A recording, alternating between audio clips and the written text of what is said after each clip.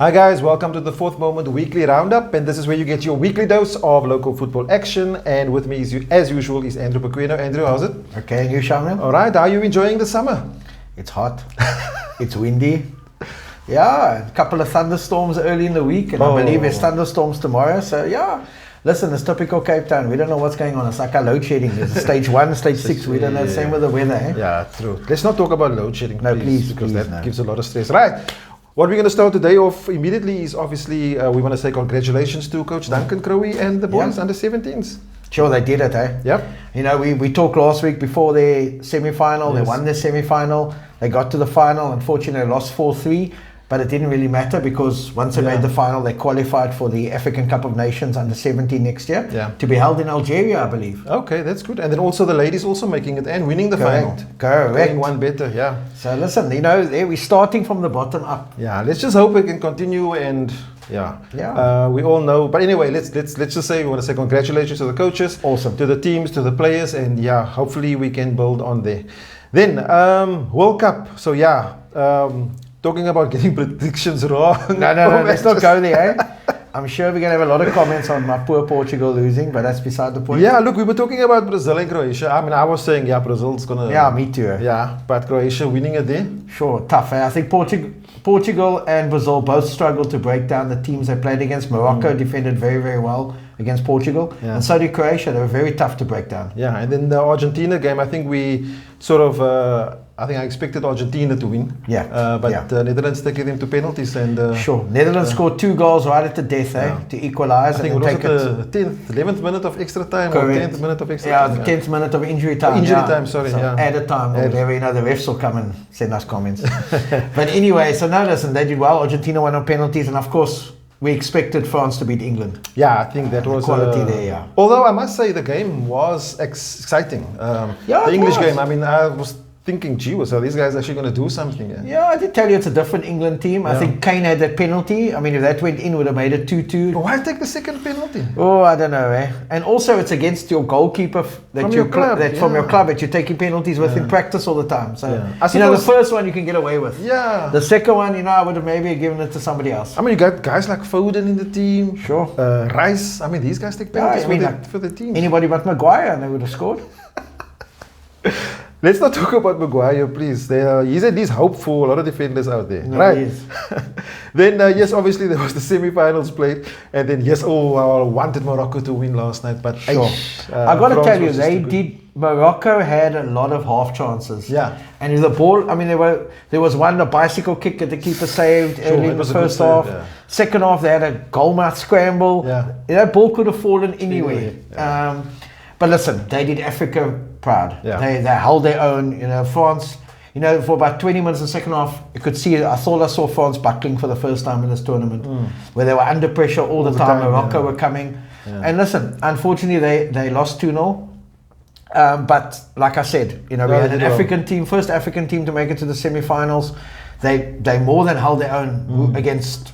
basically, who I think are the number 1 team in the world. Well, they are the champions, defending World Cup champions. Yeah. So I think they did very, very well. But the World Cup final is now set up very nicely for a neutral. Definitely. And I thought Croatia would have done better against Argentina there.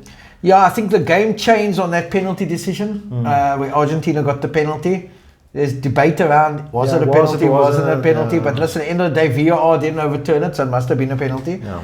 And listen, from that penalty onwards, Argentina just took control. I mean, the second goal, I mean, Alvarez was through 1-on-1. There's so much luck of the bounce and everything came back to him again and again, and he had to score. So, and you know, but listen, Messi showed his class for Argentina, but France is going to be a different kettle of fish. Yep. And you know, and I think France are not. The good thing is France will not underestimate Argentina. No, Argentina will not underestimate France. Definitely. So this game is going to come down to which game breaker is going to win it. Mbappe, Messi. That's where I think it's going to be. It's the battle of the two. I'm hoping for an early goal, so then it opens it up. Sure. So it forces the other team to come and leave some space and stuff like that. So we'll see. Yeah. Totally agree. I'm not gonna make a prediction. No ways. I've been 50% right and 50% wrong, so I'm not gonna make a prediction on this. But either way, I think it's the final that a lot of people, besides Brazil, because everybody was hoping it was Brazil-Argentina semi-final. But I think everybody's basically nailed them. You know, their colours to the wall and said France was definitely going to be there. Yeah. And now we got the final we all wanted. Yeah. Yeah, so let's see, that final's taking place obviously shortly, next on week. Sunday. Sunday, yeah. Sunday at 9 o'clock. Okay. But listen, we can also look forward to Saturday because Morocco is playing for 3rd and 4th against Croatia. Oh, okay. So there's an opportunity for an African team to end up third. Yeah, for the first time ever. Okay, and then before we look at the third division results, we also have a live match on Saturday, 3 o'clock. I'm so excited, On the Fourth Moment Facebook page, and also trying to go dual stream on our YouTube channel. Awesome. So yes, as you guys know, you guys voted for Saxon Rovers versus Greenwood as your live stream match. So glad to say all the preparations are done, barring load shedding. Hopefully we prepared for that also, but so we'll be, you can catch Andrew and myself commenting on giving you a live commentary on the match between Saxon Rovers and Greenwood. I'm looking forward to it. I'm excited about it. I'm very excited. Listen, it's going to be a good game. Saxon Rovers, newbies in the 3rd division, holding their own. And here we have Greenwood, current log leaders, top of the log. So it's a good game for people to watch. You know, people who haven't watched the 3rd division this season can now get an idea. Look at Greenwood, look at Saxon Rovers, see where the log leaders are, how they play. It's going to be a good game. You know, it's a very nice field at Royal Road. The quality of the surface will be great. Yeah. And it's going to be an open game in my opinion. You should be done shopping. I know it's all Christmas shopping and stuff. So by 3 o'clock you should be done. Sure. If not, make sure you got data on your phone. Sure, and listening to the dulcet tones of our voices commentating. I mean, that can only make you happy. Yeah, definitely first prize. Right, let's look at the results of the sports weekend. A lot of matches that took place, obviously. We're going to go through some of them. Double-header weekend. Yep. Silver Spurs, Jomos, 1-1 draw there. That's a dent in the Silver Spurs challenge for the title. Obviously, Spurs doing well. They're in the top 3. Yeah. But Troostfontein and Premier United. Premier winning 5-4. 9 goals in that game. I was there. Oh, we were Thursday night, sure. Okay. I tell you what, I arrived there not thinking it would be 5-4, but it was an entertaining game. As a coach, it wasn't a great game, seeing the two teams were defending. Okay. But, it was an entertaining. I mean, Matros were 2-0 up, Premier went 4-2 up, 4-4, and then at the death, Premier got the winner 5-4. So it was very entertaining. How was the wind there? Blowing? No, it actually wasn't that bad. And Hanover Park, anything less than 20 kilometers per hour at Hanover Park is a breeze. Okay, then Trini's obviously, they're looking the strongest team in the league at the moment, I must say. They won Jamestown 1-0. Cape Town United, which is Milano, getting a win there in Menenberg against Goal 50. And then Saxon and Junction Rovers winning Saxon 4-3. Sure. That was the other results. Were you at any of the other games? No? I was at the Vasco. Vasco played on Saturday against Invincible Cravenby. I was at that game. Vasco winning 2-1. Okay. Vasco's games are now being played on their B field while they rehabilitate their A field. So their last 2 home games, the one this weekend is also there on the B field. On the B. So the field wasn't conducive to football like the A field. But listen, it was an entertaining afternoon, and then obviously I watched Portugal. Let's not go there again. Then Woodlands and Greenwood, that was a game that I would have loved to have seen Greenwood coming away with a 1-0 win at Eideveld, which is good news for Greenwood there. And then just looking at some other games, I'm looking for our log leaders there. Yes, that match last night, Greenwood versus Trinitarians, 3-2 for Greenwood. Yeah, Trinitarians were 2-0 up at halftime. Yeah, I think we saw that halftime update then. We thought, gee, was okay. Trinis are going to take it, and Greenwood coming in and getting 3 goals. Greenwood at Solo Street is tough. Sure, I think last year we went there and won, and I think it was the first time we had beaten Greenwood at Solo for a long time. Okay. But listen, Trinis obviously came out the starting blocks.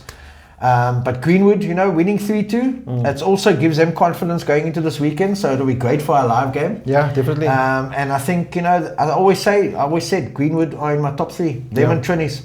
And if you want to catch all the other results, go to our website, www.thefourthmoment.co.za. Looking at this week's fixtures, we've got Friday the 16th tomorrow, some matches taking place. First one there, 3:30, Vasco versus Cape Moyo, who is now Giles Wani. That's happening at 3:30 at Perro Park. As Andrew said, will be on the B field. It's going to be a tough match to call. Sure, Giles Wani like to play. I don't think it's going to work for them tomorrow. Okay, it's on the surface. Yeah, Vasco at home. I think they've had 1 loss at home this season against Silver Spurs. Okay. Vasco are tough to beat now, and they're on a run. Yeah. I think they've won their last 2 games. So it's going to be very good. Either way, it's going to be entertaining. If you're in the area, get to Paro. It'll be great. It's a 3:30 kickoff. It's the only day game tomorrow. Yeah, the other game is 8:45 p.m. at Downburg Road in Nova Park, where Premier United is hosting New Boys Invincible. Craven being Invincible need that win. They need every point they can get. Yeah, I think both teams do. I think Premier are just above the relegation zone. Invincible need the points. So it's going to be, listen, I think either way, both teams are going to come out firing to get the points. Then going to Saturday, 3 p.m., your Trinis game is going to be against FC Houtbay at Eitzig. Then the game we are streaming live, Saxon Rovers versus Greenwood at Royal Road. Ocean View versus Jamestown. Ocean View had a loss also in the week. They need to get their feet back on the ground and running there. Yeah. And then this is going to be sort of a Mitchells Plain derby, Woodlands United versus Milano, which is obviously playing under Cape Town United. That's going to happen at Heideveld. That should be a good game. Oh, that'll be a nice game. Milano with the youngsters and the Woodlands side. I mean, I've watched them. There's a good mix there of youth and experience. No, they also got very good youngsters, Woodlands. And it's it's sad in a way that you got a Mitchells Plain derby being played in Heideveld. Yeah, we always and then when it's the reverse fixture, you're going to have the Mitchells Plain derby being played in Manenberg. Yeah. So it's a bit sad for their spectators their supporters have got to travel far. But listen, it's going to be a typical derby game, I'm sure. Definitely. And then at Elsbury Road, the last game on Saturday, Matroosfontein versus Jomos happening at Elsbury Park there. And then on Sunday will be the final game for the third division at Malta Park, 2 o'clock, Cape Town City versus Junction Rovers. That should be a good game. Cape Town City is getting their sort of their mojo back. Yeah, then a good win. Good result, good draw also last week sometime. And obviously Junction is doing well at the moment also. So that's going to be a good game. Cape Town City had a 2-2 draw against Saxons last week. Yesterday they beat Ocean View 4-1. Yeah. So it's going to be in Junction also on a good run. Junction are in the top 10. Yeah. They've had a good couple of nice results this year. They almost beat Trinis in their last game.